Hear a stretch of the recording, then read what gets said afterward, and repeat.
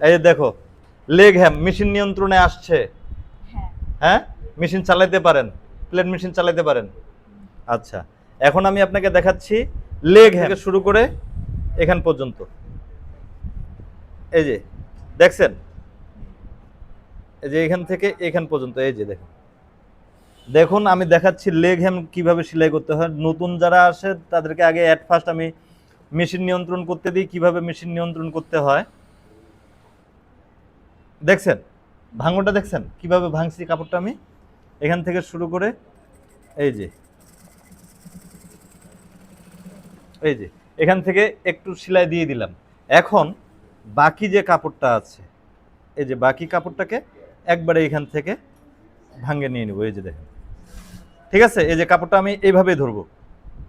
ঠিক আছে, কিভাবে কাপড় ধরতে হয় দেখো, এই যে আমি এইভাবে ধরবো। ঠিক আছে, এখান থেকে শুরু করে, এই যে